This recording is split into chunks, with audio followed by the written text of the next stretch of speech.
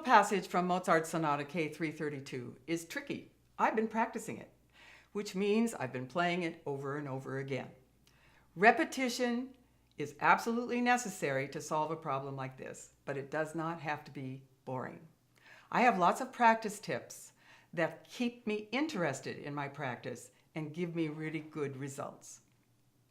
Let me show you 3 tips that I used on this particular passage. They are called backup, rhythms, and regroup. Backup means start practicing at the end instead of at the beginning. This particular passage has 5 groups of 16th notes. So I'm going to start with the last one. Now I go to the second to last and play them together. Then, and,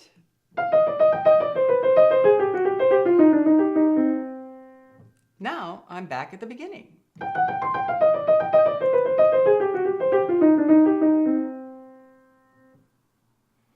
If I start at the beginning and play it until the end in the traditional way, I might have a problem along the way. I might have a little hesitation, I might have a wrong note or wrong finger, and then I'm going to worry about all that the next time I play it. So by using backup, I build my confidence, I build my comfort, and I take away the anxiety. This also forces me to play the last part, which is more difficult, 5 times as many as I do the first part. The exact opposite of what people usually do, starting at the beginning and going to the end. Plus, it's kind of interesting to play this way, so I'm not at all bored by the repetitions. You can do backup with a small passage, with a whole section of the piece, or even with the entire piece. Try sometime, next time you learn a new piece, start at the end instead of the beginning. The second tip I used is rhythms. Musicians all over the world on every instrument use this practice technique. You simply keep the notes, keep the fingering, but change the rhythm. For example,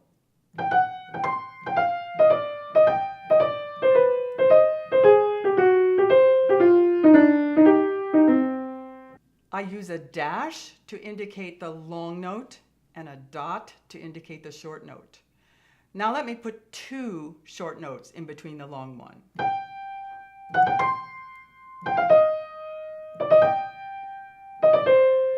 And so on. Now I'm trying to play those fast notes as fast as I can and with a lot of energy. I don't want it to sound like grace notes, because that doesn't give me any exercise. And part of this is that I need to exercise my fingers so they'll be independent.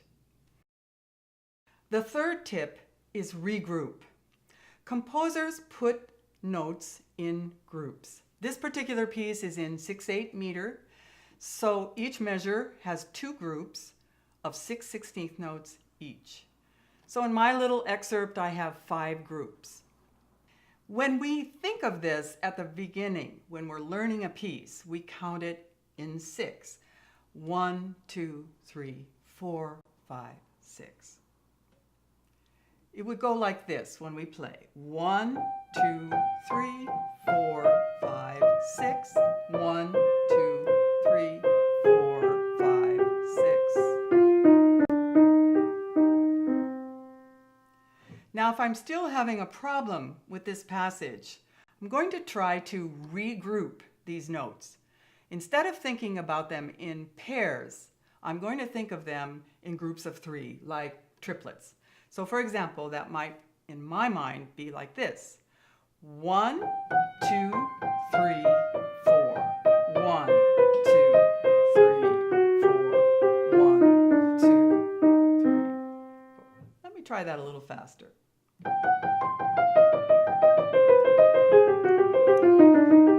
Oh, something wonderful has happened. I discovered that if I think about this in 3, it's much easier to play. Suddenly, it seems as though there's no problem at all. And the magical thing about this is that Even when I go back to Mozart's meter and division of the beat, it still seems easier to me.